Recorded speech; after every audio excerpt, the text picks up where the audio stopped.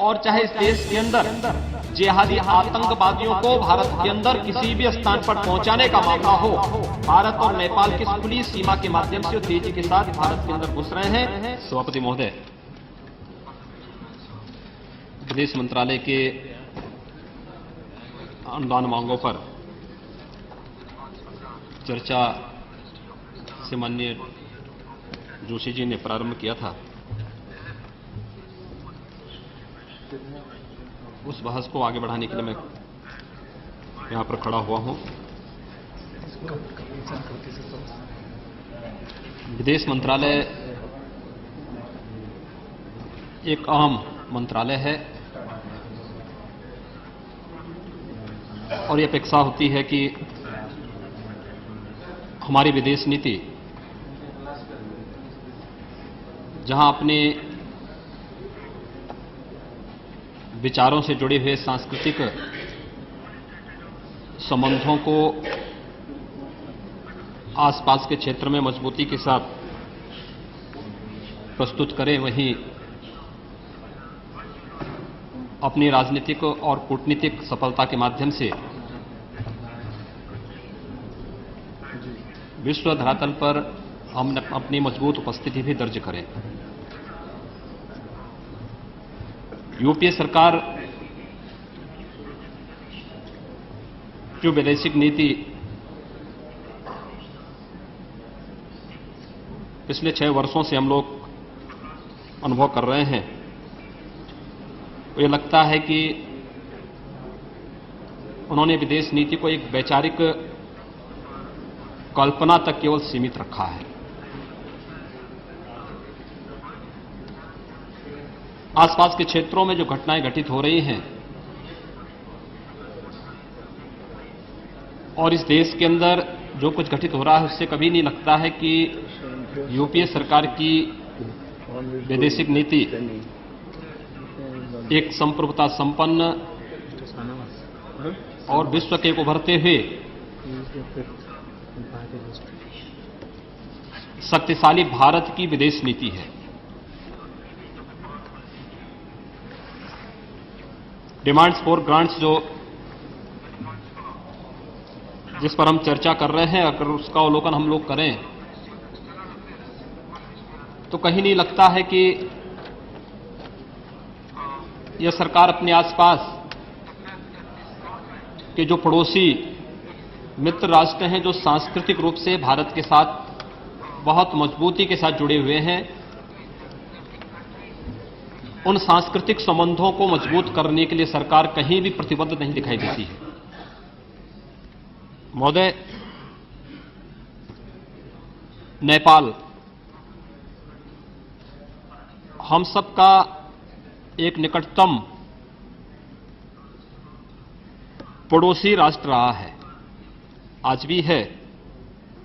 और नेपाल के बारे में कहते हैं कि शरीर 2 है लेकिन आत्मा दोनों के अंदर एक है।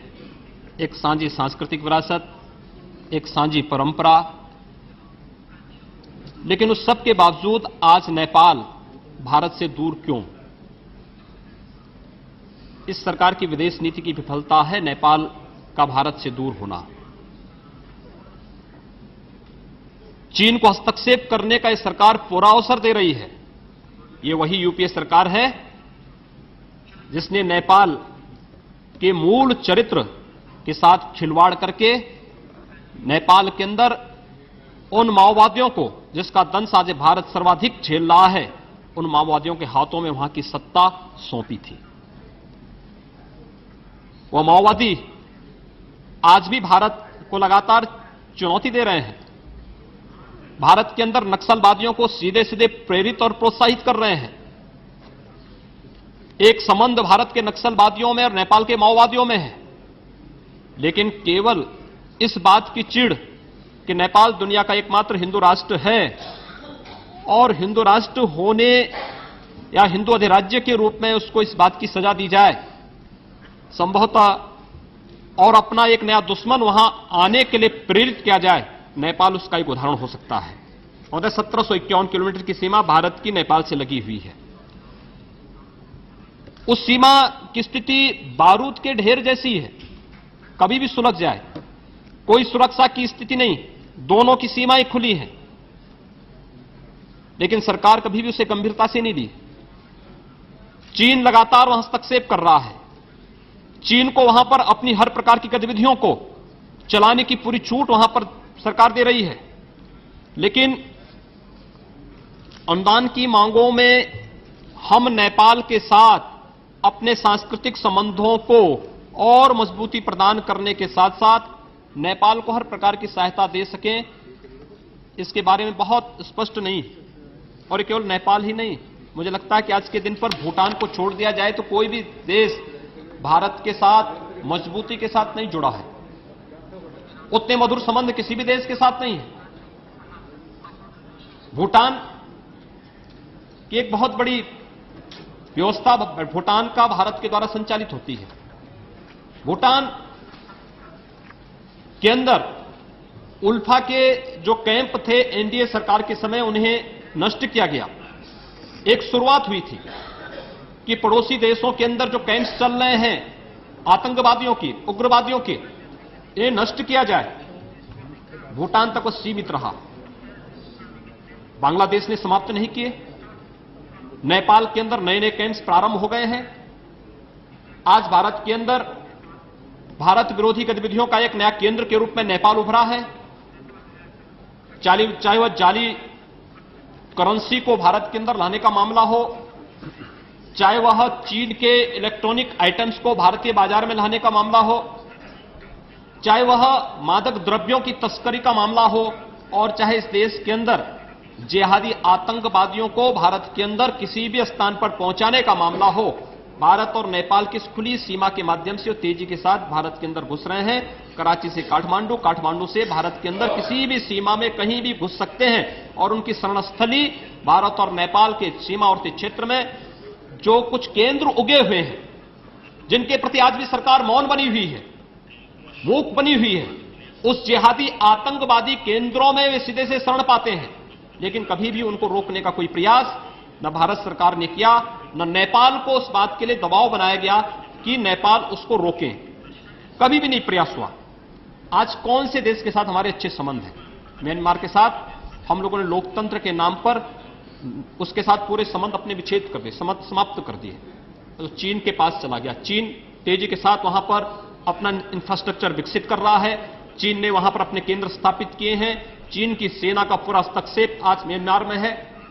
बांग्लादेश में सरकार के आने जाने पर निर्भर करता है कि भारत के अंदर संबंध किस रूप में होने चाहिए, लेकिन कोई भी सरकार हो, बांग्लादेश के अंदर की आतंकवादी कैंप आज तक समाप्त नहीं हुए। हूजी के कैंप समाप्त नहीं हुए, लश्कर ए तोयबा के कैंप वहां समाप्त नहीं हुए। जो बांग्लादेशी शरणार्थी लगभग 3.5 करोड़ की संख्या में भारत के अंदर रह रहे हैं, वापस बांग्लादेश भेजा जा सके, इस बारे में कभी मजबूती के साथ विदेश मंत्रालय मुद्दों को बांग्लादेश के सामने या बांग्लादेश को कभी भी इस बारे में उन्हें अवगत नहीं कराता कि अपने इन अनचाहे मेहमानों को वापस अपने देश में वापस ले जाओ। कभी भी इस बारे में नहीं रखा गया। श्रीलंका की स्थिति उसी प्रकार से श्रीलंका की स्थिति है। श्रीलंका के साथ हमारे संबंध आज से नहीं, रामायण काल से श्रीलंका के साथ हमारे संबंध है। लेकिन श्रीलंका ने जब लिट्टे के आतंकवादी मंसूबों को ध्वस्त करना चाहा तो उसने भारत से मदद नहीं मांगी। वो चीन की मदद के लिए लालायित था, वो पाकिस्तान से मदद के लिए लालायित था, लेकिन भारत से पूछता नहीं।